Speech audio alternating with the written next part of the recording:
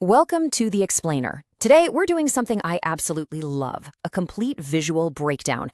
We're going to take a single, super evocative scene description and just tear it apart. Why? Well, because packed inside this tiny little text fragment is basically a masterclass in cinematic language and human psychology. We're going to see exactly how words on a page translate into this rich, visual reality that you can feel right in your bones. Okay, let's dive into this. I want you to really listen to the rhythm of these instructions as I read them out. Just picture it. Wide cinematic shot of battlefield after war. Bodies scattered, broken weapons everywhere, smoke rising slowly, quiet atmosphere. Camera slowly drifting across scene. Emotional and reflective tone. Wow. Let those words just kind of hang in the air for a second. See, this isn't just a basic description, right? It's literally an architectural blueprint for human emotion. Even before we see a single image, the solemn, heavy reality of the space is already washing over us. What we're really looking at here is this incredible concept I like to call aftermath silence, and it's built entirely on this deliberate, massive juxtaposition. Think about it. On one hand, you've got the visual evidence of chaotic, immense violence, literally the ultimate destruction.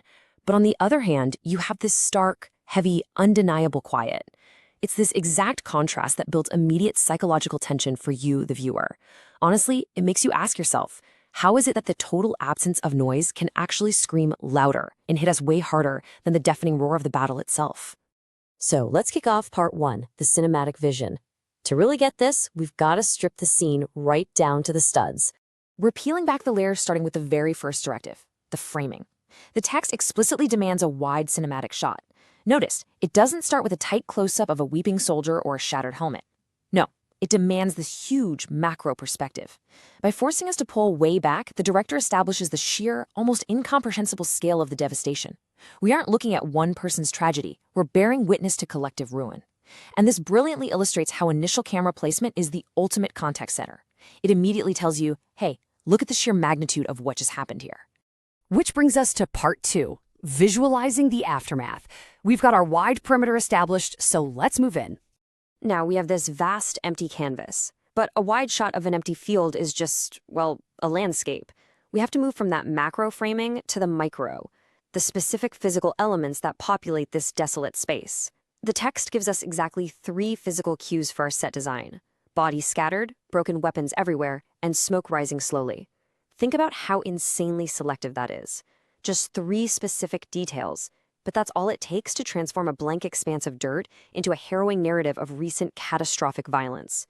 It's just a masterclass in visual shorthand. Let's isolate those first 2 elements for a second, the bodies and the weapons. These are your static remnants of war. They carry this tragic permanence and a massive, massive amount of visual weight. And because they're scattered everywhere, they completely shatter the natural lines of the landscape.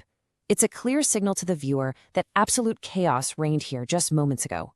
But now, that chaos is entirely frozen in time. The violence is over, leaving only its heavy, immovable footprint behind. But then we get this crucial counterpoint, the smoke. This part isn't static, it's rising, and crucially, it's rising slowly. In this whole landscape of death and discarded metal, the smoke is literally the only thing left that still possesses energy. It's like the dying heat of the conflict, this lingering ghost of the violence that just wrapped up. It gives a visual heartbeat to a scene that is otherwise completely deceased. Now, what's super interesting is how this dynamic actually frames that relationship. You've got the immovable tragedy of the bodies and weapons on one side, slammed right up against the gentle, ongoing, totally unbothered motion of the rising smoke on the other. This creates such a powerful mini-narrative within a single frame. The earth is scarred and still, sure, but the atmosphere, it's still breathing. It practically forces your eye to wander through the destruction, guided slowly upward by the dissipating smoke. All right, moving on to part 3, movement and atmosphere. We've built the environment, we've populated it with tragedy, but a still image is really just a photograph, isn't it? Cinematic storytelling requires time and motion, so the text outlines a very specific psychological progression for us. First, establish the wide shot to see the scale. Second, introduce movement to explore the space. And third, settle into that quiet atmosphere.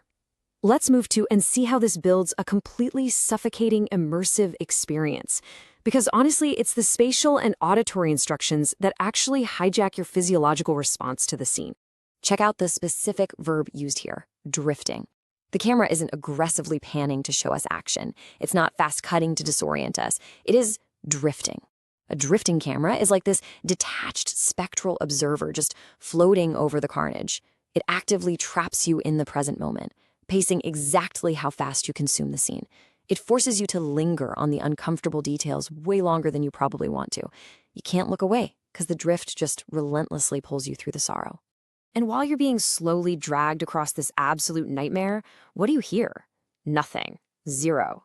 The quiet atmosphere is honestly maybe the most aggressive instruction in the entire text. It demands a total, absolute absence of battle noise. No gunfire, no shouting, no big dramatic orchestral swells, just the vacuum left behind by violence. And this haunting stillness, it actually amplifies the visual tragedy. It makes the silence feel incredibly heavy, literally deafening, giving you absolutely no auditory escape from what's on the screen. Let's head into part 4, the emotional tone. We've deconstructed the framing, the set design, the camera movement, the soundscape. Now we need to zoom all the way out. What's the ultimate goal of combining all these cues? Well, the final instruction is an emotional and reflective tone. So the crucial point is that this tone isn't just magically happening. It is the absolute inevitable synthesis of everything we've just talked about. The wide framing strips away our bias. The scattered debris anchors the tragedy. The slow drift forces contemplation. And the silence gives us the space to actually feel it. If a director executes those physical instructions perfectly, that emotional state isn't just suggested to you, it's practically mandated. You have no choice but to feel it. I want you to notice the number 35 here. That is the exact number of words in the original source text we've been deconstructing. Literally, just 35 words. People write massive, dense textbooks and record hours of commentary trying to explain how to capture the tragedy of conflict on film. And yet this one tiny prompt accomplishes this incredibly rich cinematic instruction and complex emotional layering in just a handful of words. It's a stunning demonstration of the raw power of highly efficient, evocative language. When you know exactly which levers of human psychology to pull, you don't need 1,000 words. You literally just need the right 35. Which brings us to the end of our deconstruction today, and it leaves us with one final lingering thought.